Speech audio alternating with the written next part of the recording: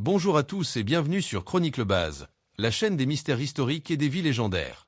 Pendant des années, cette rumeur n'était qu'un murmure persistant, un secret bien gardé qui flottait autour d'un garage banal, sans aucun signe distinctif, situé à la périphérie du vaste domaine de Neverland. Ce lieu était resté scellé, intouché depuis la mort tragique de Michael Jackson. Même les membres les plus proches de sa famille n'avaient jamais franchi le seuil de cet espace mystérieux.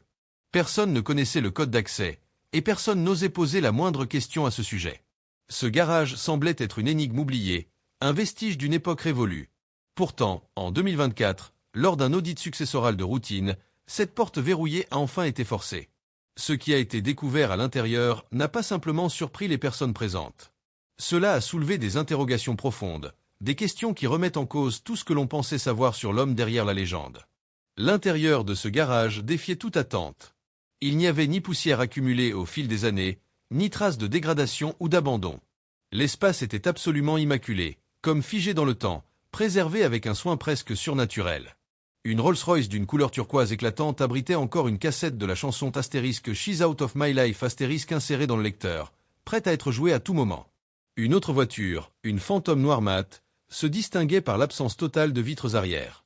À la place, des écrans internes avaient été installés, comme si ce véhicule avait été spécialement conçu pour quelqu'un qui refusait d'être vu ou observé par le monde extérieur. Mais ces découvertes n'étaient que la partie émergée de l'iceberg. Derrière ces véhicules fascinants se trouvaient des plans architecturaux détaillés, révélant l'existence de couloirs secrets et de murs insonorisés. Une pièce entièrement scellée était cachée derrière un placard, accompagnée de lettres privées, de paroles de chansons jamais entendues par le public, et de caisses estampillées du logo de MJ Productions, une société qui semblait avoir été laissée intacte, même par les maisons d'enchères les plus prestigieuses. Pourquoi tout cela avait-il été soigneusement caché? Qu'est-ce que Michael Jackson cherchait à protéger, ou peut-être à soustraire au regard indiscret du monde? Quelle que soit la réponse à ces questions, l'ouverture de ce garage a révélé bien plus que ce que quiconque aurait pu imaginer. Ce n'était pas seulement une collection d'objets ou de souvenirs, mais une fenêtre sur une partie de la vie de Jackson qui avait été délibérément tenue à l'écart, un sanctuaire personnel où il pouvait être lui-même, loin des projecteurs et des jugements. Pour comprendre l'ampleur de cette découverte, il est essentiel de revenir sur ce qu'était le Neverland Ranch. Situé dans le comté de Santa Barbara, en Californie, ce domaine a été acquis par Michael Jackson en mars 1988 pour une somme estimée à environ 19,5 millions de dollars, bien que certaines sources affirment que le montant réel approchait les 30 millions. Avant d'appartenir à Jackson, le domaine portait le nom de Sycamore Valley Ranch. Il s'étendait sur environ 1100 hectares de terre verdoyante et avait été développé par William Bone, un magnate de l'immobilier. Ce dernier avait fait construire la maison principale en 1982, une imposante demeure de style normand français couvrant 1200 mètres carrés. Le domaine comprenait également des jardins formels méticuleusement entretenus, un lac de plus de 5 hectares orné d'une cascade pittoresque, et des aménagements paysagers qui évoquaient l'élégance d'un manoir de campagne anglais. Lorsque Michael Jackson prit possession des lieux, il transforma radicalement cet espace. Inspiré par l'univers enchanté de Astérisque Peter Pan Astérisque, il rebaptisa le domaine Neverland et en fit une retraite féerique, un lieu qui semblait tout droit sorti d'un conte de fées. Il y installa des manèges de fêtes foraines, un zoo privé abritant des animaux exotiques tels que des éléphants, des girafes, des tigres et des orang-outans, ainsi qu'un réseau ferroviaire complet. Le Neverland Valley Railroad était équipé d'une locomotive à vapeur nommée Catherine, en l'honneur de la mère de Michael, et comprenait 2 circuits de rails différents qui traversaient la propriété. Parmi les autres ajouts, on comptait une salle de cinéma pouvant accueillir 50 personnes, un studio de danse ultramoderne, des salles de jeux remplies de divertissements, et plusieurs pavillons destinés à recevoir des invités. Au fil des années, Neverland devint bien plus qu'une simple résidence. Ce fut à la fois un refuge personnel pour Jackson et un lieu de fascination pour le public. Il y accueillait de nombreux enfants et leurs familles, souvent issus de milieux défavorisés ou atteints de maladies graves. Des personnalités comme Elizabeth Taylor y furent invitées, et Jackson y célébra son mariage en 1991. En 1993, Oprah Winfrey y réalisa une interview mémorable avec la star, captivant des millions de téléspectateurs à travers le monde. Cependant, tout bascula en 2003 lorsque Neverland se retrouva au cœur d'une enquête criminelle. Une perquisition spectaculaire fut menée sur le domaine à la suite d'accusations d'abus sur mineurs. Ce lieu, autrefois synonyme de magie et d'innocence, fut soudain plongé dans une ombre oppressante. Bien que Michael Jackson ait été acquitté de toutes les charges en 2005, l'impact de cette épreuve fut irréversible. Il confia plus tard qu'il ne se sentait plus en sécurité à Neverland. Pour lui, ce n'était plus une maison, mais un lieu qui avait été profané. Il n'y revint jamais pour y vivre. Accablé par les frais judiciaires astronomiques et des dettes colossales, Jackson dut restructurer ses finances. Pour éviter la saisie du domaine, il conclut un accord de copropriété avec Colony Capital LLC, une société d'investissement qui prit en charge la dette. Les manèges furent démontés et vendus aux enchères. Les animaux exotiques, y compris les girafes, les tigres et les éléphants, furent transférés vers des sanctuaires ou des zoos. Le domaine fut discrètement rebaptisé Sycamore Valley Ranch, effaçant une partie de son identité mythique. Malgré plusieurs tentatives médiatisées de vente, avec des prix atteignant jusqu'à 100 millions de dollars, aucun acheteur ne se manifesta. Neverland resta désert, à l'abandon, suspendu dans un étrange limbo. Tout changea en décembre 2020 lorsque le milliardaire Ron Burkle, ancien conseiller de la famille Jackson, acheta le domaine pour la somme étonnamment basse de 22 millions de dollars. Burkle justifia ce prix comme une simple opportunité foncière, mais beaucoup y virent une acquisition stratégique. Depuis, des efforts de restauration limités ont été entrepris. Bien que Neverland n'ait pas retrouvé toute sa splendeur d'antan, certains éléments emblématiques ont été préservés, notamment pour les besoins du biopic Michael Asterisk, tourné en 2024. Ce film a ravivé l'intérêt du public et permis la reconstruction temporaire de lieux symboliques comme la gare ou le carrousel. Aujourd'hui, Neverland occupe une place étrange dans l'imaginaire collectif. Ce n'est ni une maison privée, ni un musée ouvert au public, mais il reste l'une des propriétés les plus mythiques et controversées de l'histoire culturelle américaine. La découverte du garage en 2024 s'inscrit dans un audit successoral approfondi, ordonné au début de l'année en raison de nouvelles revues juridiques, financières et de propriété. Une structure longtemps scellée, un garage renforcé dissimulé derrière la résidence principale, fut inscrite à l'inventaire pour inspection. Ce garage était resté verrouillé et intact depuis la mort de Michael Jackson en 2009. Fait remarquable, même les membres proches de la famille ou le personnel du domaine n'y avaient jamais pénétré depuis cette date. Le garage lui-même était un modèle de sécurité. Construit avec une porte spéciale en alliage rouillé, un mélange d'acier et de titane selon certaines sources, il était équipé d'un ancien système de verrouillage biométrique. Ce dispositif résistait à toute tentative d'accès conventionnel. Des techniciens de la succession, des serruriers spécialisés et des experts en sécurité indépendants furent convoqués pour forcer l'entrée. Il fallut plusieurs heures de travail méticuleux avant que la porte ne cède enfin, révélant un espace préservé de manière presque irréelle pendant près de 15 ans. Ce que les équipes découvrirent à l'intérieur choqua même les membres les plus expérimentés de la succession Jackson. Loin de l'image d'un espace poussiéreux et délabré, l'intérieur était impeccable. Rempli de véhicules en parfait état, de caisses scellées, d'objets personnels et de rangements sur mesure, il était clair que ce garage n'était pas un simple lieu de stockage. C'était un véritable coffre-fort, un sanctuaire où Jackson avait entreposé des trésors inestimables. Parmi les objets retrouvés figurait une collection de véhicules rares et luxueux, chacun maintenu dans un état quasi neuf. Les pneus étaient gonflés, le chrome brillait, et les lecteurs de cassettes contenaient encore des bandes prêtes à l'emploi. Les boîtes à gants renfermaient des notes pliées avec soin, et les coffres révélaient du matériel de scène vintage. Plusieurs caisses arboraient le sceau doré de MJ Productions, la société de divertissement aujourd'hui disparue de Jackson. Elles contenaient des paroles manuscrites, des démos inédites, des plans de scènes originaux et des correspondances confidentielles.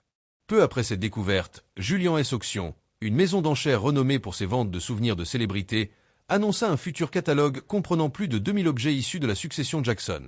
Parmi eux figuraient des pièces emblématiques, le célèbre gant à paillettes de Asterisk Billy Jean Asterisk, des costumes de tournée et même les portails d'entrée originaux de Neverland. Une partie des bénéfices, selon la maison d'enchères, serait reversée à des organismes de soutien aux musiciens âgés ou en difficulté. Cependant, plusieurs objets confirmés comme ayant été trouvés dans le garage n'apparaissaient pas dans la liste des enchères. Cette omission suscita une vague de spéculation parmi les fans, les journalistes et les collectionneurs. Ces objets étaient-ils retenus pour protéger l'héritage de Jackson, ou contenaient-ils des informations susceptibles de raviver d'anciennes controverses? Des sources proches de l'inventaire, ayant requis l'anonymat, penchèrent pour la seconde hypothèse. Plusieurs caisses contenaient effectivement des documents sensibles ou profondément personnels, projets inachevés, régimes médicaux détaillés, assurances de tournée et plans de sécurité du domaine. Une Rolls-Royce personnalisée, équipée de vitres pare-balles, cachait un compartiment secret sous la banquette arrière. À l'intérieur se trouvait une cassette audio étiquetée Asterisk Private Mix Asterisk et une liasse de notes manuscrites faisant référence à un album concept jamais dévoilé. Une autre Rolls-Royce Corniche turquoise de 1985, avec une cassette de Asterisk She's Out of My Life Asterisk encore dans le lecteur, était considérée comme un refuge personnel de Jackson à l'apogée de sa carrière. Une Cadillac Fleetwood de 1954 rendait hommage à l'Hollywood d'antan, reflétant l'admiration de Jackson pour l'histoire et l'Amérique classique. Une Phantom 6 noir mat, sans vitre arrière, avait été conçue pour des réunions mobiles privées. Elle était équipée d'écrans HD internes et d'une insonorisation poussée, preuve d'un besoin de confidentialité extrême durant les dernières années de Jackson. Un fourgon Ford Econoline beige de 1993, modeste à l'extérieur, avait été entièrement repensé à l'intérieur. Des murs en velours bleu nuit, un plafond en miroir, des fauteuils en cuir inclinable, des écrans intégrés et même une console Super Nintendo fonctionnelle en faisaient un véritable studio créatif mobile. Un carnet en cuir, rempli d'ébauches de contes pour enfants, de croquis de scènes et d'idées de personnages pour une série animée jamais produite, fut également retrouvé. Bien que de nombreux objets physiques aient été inclus dans la vente aux enchères, les représentants du patrimoine confirmèrent que plusieurs articles découverts dans le garage ne seraient pas rendus publics, du moins pas dans un avenir proche. Cela incluait des enregistrements de mots personnels, des lettres privées, des brouillons de concepts de tournée inédits et des documents internes de MJ Productions. La succession Jackson n'a ni confirmé ni démenti si ces omissions étaient liées à des questions juridiques, à des risques pour la réputation de la star, ou à une stratégie de gestion de son héritage. Selon un conseiller du domaine, ce qui était gardé secret n'était pas motivé par l'argent, mais par le désir de raconter la bonne histoire. Les découvertes dans le garage en 2024 ne se sont pas limitées à révéler le goût de Michael Jackson pour le luxe ou ses obsessions artistiques. Elles ont également ravivé l'une des questions les plus controversées entourant Neverland, l'existence supposée d'une pièce de sécurité secrète dissimulée dans la résidence principale. Pendant des décennies, cette pièce a plané dans l'ombre des débats publics, évoquée dans des documents judiciaires, murmurée par d'anciens employés, mentionnée dans des livres d'enquête et des tabloïds. Jusqu'à l'audit successoral, aucune preuve architecturale formelle n'avait jamais été présentée. Cela changea lorsque, parmi les caisses récupérées dans le garage scellé, une série de plans originaux et de schémas de rénovation fut découverte. Ces documents comprenaient les plans détaillés de la résidence principale, en particulier de l'aile privée de Jackson. Dans sa suite parentale, juste derrière le dressing, figurait une zone clairement identifiée sous différents noms. Astérisque Emergency Enclosure astérisque, astérisque Inner Reinforced Space astérisque, astérisque Second Barrier Room astérisque. Les notes techniques précisaient l'utilisation de matériaux ignifuges, de murs renforcés en acier et d'un système de verrouillage à déverrouillage manuel uniquement accessible de l'intérieur. D'anciens employés, interrogés au fil des ans, affirmèrent que cette pièce n'était pas un mythe. Plusieurs d'entre eux déclarèrent connaître l'existence d'une chambre cachée, accessible uniquement par un panneau dissimulé dans le placard en cèdre de Jackson. Cette pièce était équipée de verrous internes, d'une barre de sécurité coulissante en acier et d'un tableau de commande interne. Une fois à l'intérieur, elle ne pouvait pas être ouverte de l'extérieur, même avec des clés maîtresses ou des systèmes électroniques. Elle disposait de sa propre ventilation, d'une ligne téléphonique directe et d'un bouton d'urgence relié à l'équipe de sécurité. Pour certains, l'existence d'un tel espace semblait parfaitement logique. La célébrité de Jackson avait attiré des fans obsessionnels, des harceleurs et plusieurs tentatives d'intrusion. Dès le début des années 1990, il avait renforcé la sécurité de sa propriété après des incidents à Neverland, notamment des violations de domicile. Les panic rooms devenaient courantes chez les célébrités et les milliardaires souhaitant un refuge en cas de crise, et Jackson avait les moyens et la motivation d'en faire construire une. Ce qui rendait ces révélations plus troublantes, c'étaient les annotations architecturales supplémentaires trouvées avec les plans. Parmi elles figuraient des termes comme astérisque isolation acoustique astérisque, astérisque couloir dissimulé astérisque, astérisque panneaux anti-bruit astérisque. Certains de ces ajouts étaient reliés à d'autres parties de la maison, notamment l'étage supérieur et les ailes arrière, où se trouvaient autrefois les chambres et salles de jeu destinées aux enfants invités.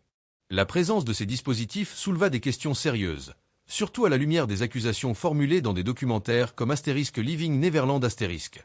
Sorti en 2019, ce film mettait en scène Wade Robson et James Safechuck, qui accusaient Jackson d'abus sexuels alors qu'ils étaient enfants, précisément à Neverland.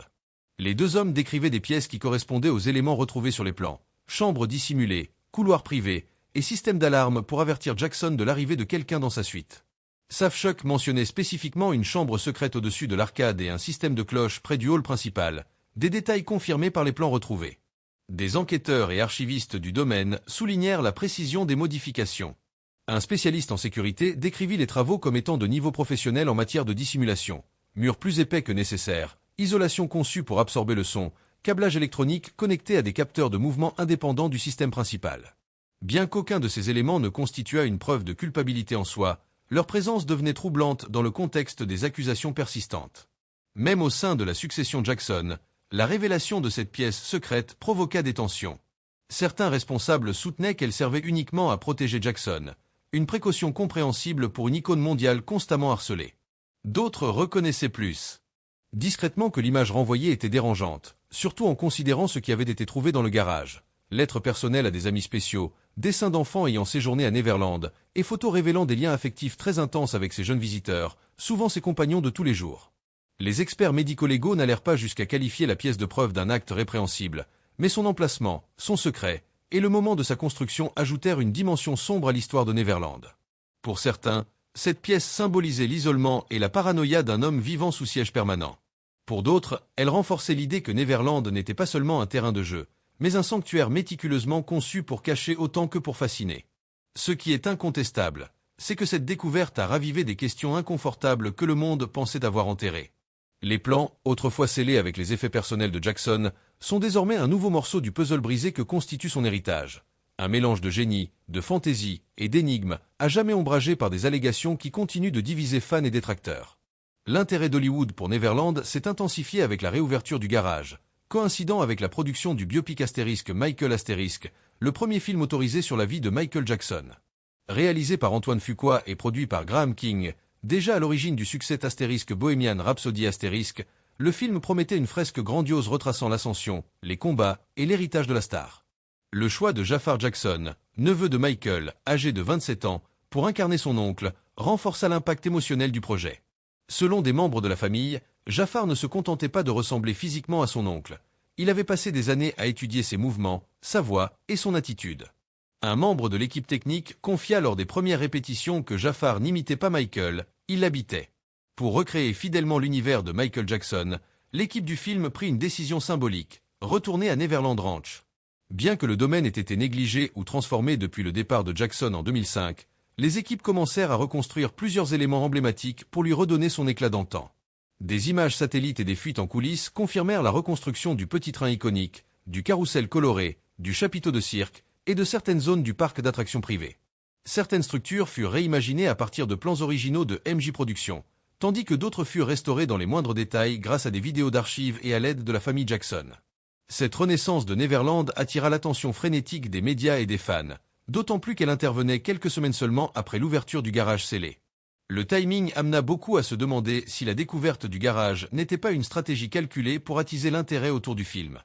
D'autres y virent une tentative coordonnée de réécrire la mémoire collective, présentant Jackson non plus sous l'angle du scandale, mais comme un génie créatif et complexe.